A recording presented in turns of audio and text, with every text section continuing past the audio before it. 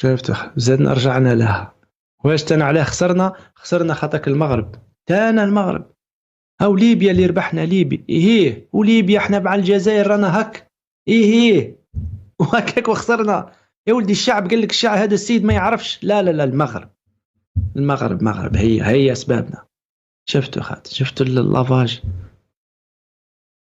لا ما يعرفش يدير كولسه، ما يعرفش يا ولدي، وشعبه قال لك ما يعرفش. شعبه نعترفوا والله غالب. الناس اللي حطوه غلطوا، ما حطوش الرجل المناسب. هذا وش يقول الشعب وعليه درك الغلطه. يعني السيد هذا نحبوا نحصلوه احنا مهمه سبب المغرب اللي حطوه. السلام عليكم ورحمه الله تعالى وبركاته.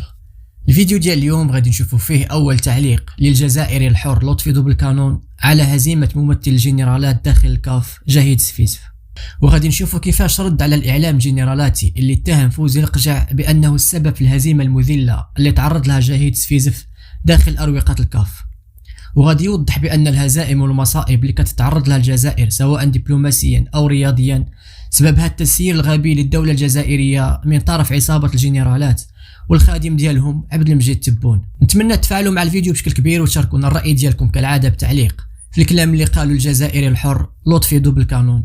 بالنسبه للاخوان ديالنا اللي اول مره كيشاهدوا القناه كنطلب منكم تشتركوا وتفعلوا زر الجرس باش توصلوا بالجديد ديالنا دائما. وللاسف الشديد كما عم بالكم الجزائر يا خالتي العوام هذه سياسه تبون خاصه في مجال الرياضه. راكم شفتوا الاستاد وشفتوا التظاهرات اللي نظمتهم الجزائر واحتضنتهم الجزائر في الشان يعني في العاب كثيره صحيح، ومدت صوره ملاحه على الجزائر. ولات الجزائر تورغانيزي، ولات الجزائر يعني عندها واحد شغل يعرفوها في تنظيم التظاهرات الرياضيه، وهذه ملاحه لبلادنا كي نشوفوها تنظم. لكن البروبليم برك يا خاوتي انه كل هذه الاحتفالات الرياضيه والتظاهرات هذه الرياضيه عندها انكو، هذا سي ان انفستيسمون مليح. دونك الدوله تستثمر تحط صوارد باش ننظموا ونخسروا باش من بعد واش عندها المردود. يعني هذا الاستثمار راح يجيب لنا من بعد دراهم، والجزائر تولي في الكاف وتولي كذا، هذا بريزيدون هذا كذا، تطلع الجزائر تعود عندها دوتر مارشي اللي يتحلوا لها طرافير لا بوبليسيتي اكسيتيرا. المشكله انه كل هذا الاستثمار لما راحوا ينتخبوا شكون هو الرئيس تاع الكاف جديد يا خالتي هذه الاتحاديه، وكان عندنا احنا واحد الناس كل نهار حطوا تبون قالوا يا ولدي علاه تحط فيها وحابس وندبلها نديب. وكان عنده مترشح راح يطلع في الانتخابات يا هو يا واحد من ليبيا، والجزائر الله يبارك يا خاوتي مع يعني وش حطت في الاموال وشفتوا ايش طيح وتظاهرات ولي كوريغراف وفي دارتيفيس والجزائر والشان وتبون راح دي بلاصه وتحيه ثم حطت دراهم كبيره باش تردوري ليماج تاعها. سي بيان احنا قلنا هذه سافا جوي باش نهار اللي ينتخبوا سورتو كي طيح مع ليبيا وعم بالي خاوتنا للاسف في الوضع في ليبيا يعني. ولكن جات الصدمه يا خاوتي، هذا زفيف ولا زفزيف ولا تاع ليبيا يربحوا ب 38 صوت مقابل 15، يعني 38 بلاد فوتات على ليبيا باش تولي هي. والجزائر او ليبيا كون جا نقولوا مغربي نقولوا يا سيدي المغربي وش راهم الكل، او ليبيا خاوتي مع كل احتراماتنا للشعب الليبي ونفرحوا لهم وكلش، لكن احنا جزائريين ماذا بينا كالجزائر سي نورمال، ولكن نفرحوا خاوتنا الليبيه. ولكن شهاد الفشل وشهاد الفشل يا خاوتي، استثمار خسرت دراهم يعني في التنظيم ومدت احسن صوره.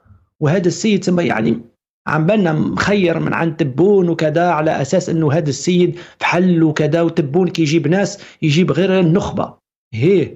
ومن بعد يا خاوتي ندبلها نديب. نروحوا قبل ما نشوفوا التقرير نسمعوا الناس وش يقولوا على هذا اللي حطوا تبون واللي اليوم خسر الترشح. تفضل.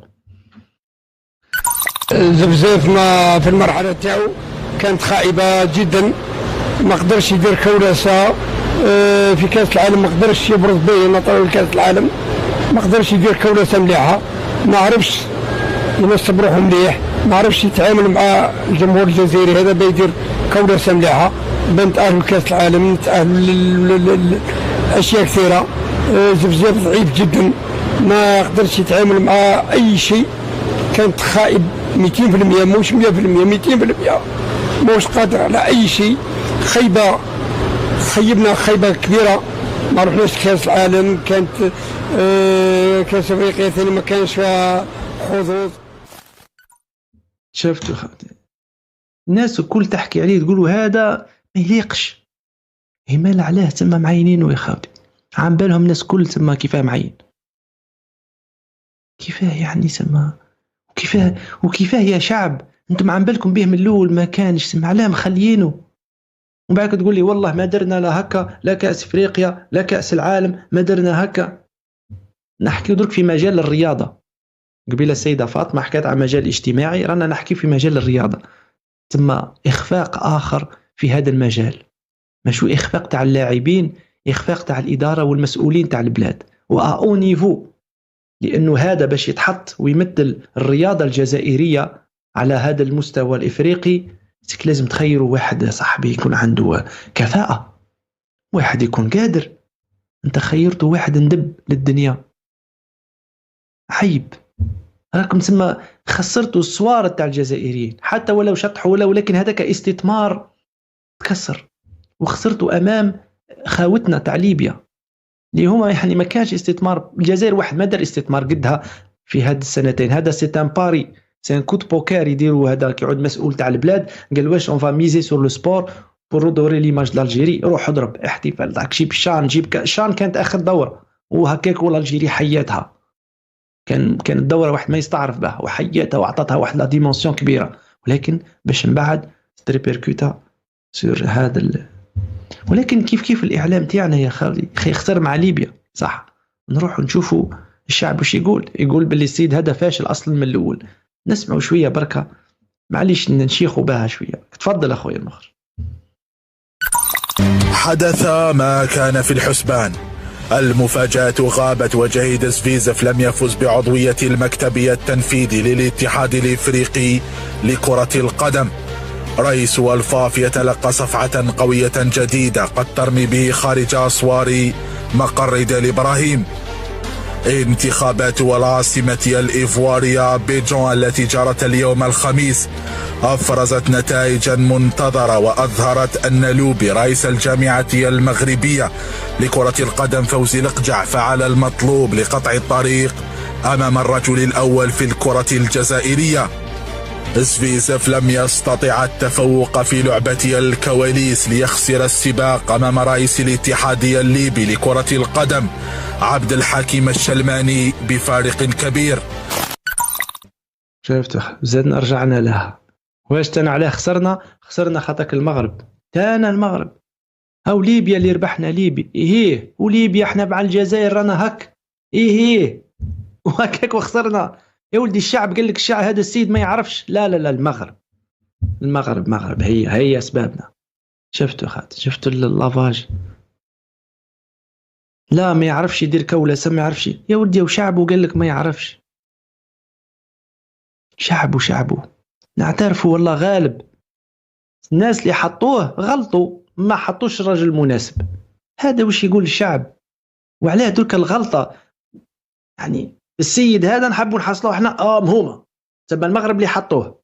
لا، حطيت راجل ماشي في مكانه، ماشي قد المستوى، حيعطيك دي ريزولتا دون المستوى بلا ما يسحقوا اي واحد اخر. ان الشيطان لا يدخل على كما يقولوا بيت خاوي. واحد سراق اخوتي ما يدخلش على دار اصلا هي فارغه. تسمى ديجا انت حاط واحد ما يصلحش، خليه يدور كده يخبط راسه في حيط. وشوفوا يعني حتى الشعب الجزائري وش يحكي عليه في الداخل في الشامبيونا يعني الداخل. تفضل خويا المخرج. خصوص الرياضة الجزائرية مرحلة زفزاف خويا، مرحلة فارغ، مرحلة فترة اللي حكم فيها زفزاف هي الأسوأ منذ بداية الكرة الجزائرية. رجوع المستوى تاع الفريق الوطني، تذبذب، القيمة الخارجية راحت. الجزائر كانت معروفة برجالها، بالصرامة، بالقوة، بالكولسة. كان منتخب، كان قوي، كان عنده قيمة، يحسبوا له ألف حساب. مي دوك رجوع المستوى يعني زفزاف ما عندوش حتى مستوى. كيفاش نقول لك قيمتنا في الفيفا والكاب، حتى في الكاب ما عندناش المستوى الافريقي، هنا ما عندنا حتى قيمه. راحت الهيبه الجزائريه، ما كان حتى مستوى الحكام التهميش من كل نواحي. خويا واش نطلبوا التغيير ان شاء الله، نتمنى يكون الرجل المناسب في المكان المناسب. اخر كلمه، نتمنى ان شاء الله رئيس الاتحاديه يرجع الكره الجزائريه الى المنصات العالميه. وعلاش البطوله رانا نشوفها ما كان حتى قيمه، راح نقول في البطوله ونسينا باللي عندنا دوري جزائري بان نتفرجوه، كنا عندنا متشوقين دوري، راحت قيمه الدوري الجزائري. الاتحاديه هذه راه نسات باللي كاين دوري جزائري، دوري محترف، لا ما كاينش دوري محترف، نسيناه. شفتوا اخواتي، ندبو حتى للرياضه في الداخل، الدوري الجزائري ندبولو. ها شكون؟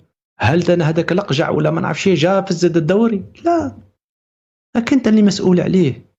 كما قال للاسف راحت الهيبه، ما بقات حتى قادر نجيبوا له مثلا السيده فاطمه تقول له يا ولدي يحشم مع روحك، علاه تسب في بلادك وبلاد المليون الشهداء ويدمروا فيك للنار. هو قاعد يحضر مسكين في رايه والحاجه، هو قاعد صح يشوف باللي الرياضه ندبوا لها. هي بصح مهما يكون بلاده يا ولدي، ومش قاعد يسب في بلاده، قاعد يحكي لك على الوضع في الجزائر حتى في الرياضه ندبوا لها ما خلاو ما فيها. دونك هما باش يجوستيفي يقول لك هاو المغرب، يا ولدي ندبوا لها الداخل، لكن المغربي يدخلك تما حتى في الكواليس تاع الدوري الداخلي تاعك، الدوري تما راه عملت سي با بوسيبل كومام. تما صاي تما حطيناهم باسم عالم الجن، تما دخلنا فيه تما.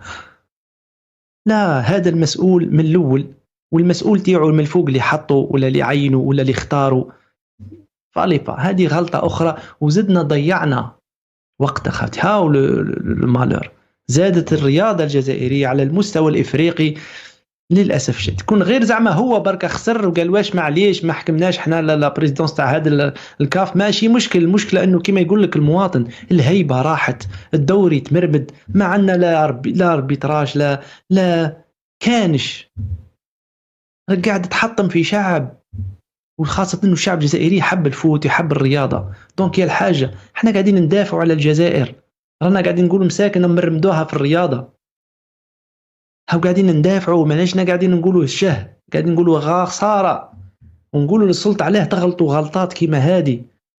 ولو انه رياضة ما دخلهاش في السياسة، ولكن او كلش لصق في بعضاه، لانه هذاك الاستثمار تاع الاموال اللي راح في التظاهرات، هاو ما كانش الروندمون.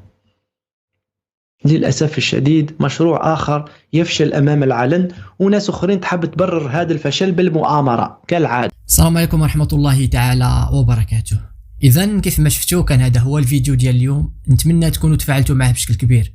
بالنسبة للإخوان ديالنا اللي أول مرة كيشاهدوا القناة، كنطلب منكم تشتركوا وتفعلوا زر الجرس باش توصلوا بالجديد ديالنا دائما.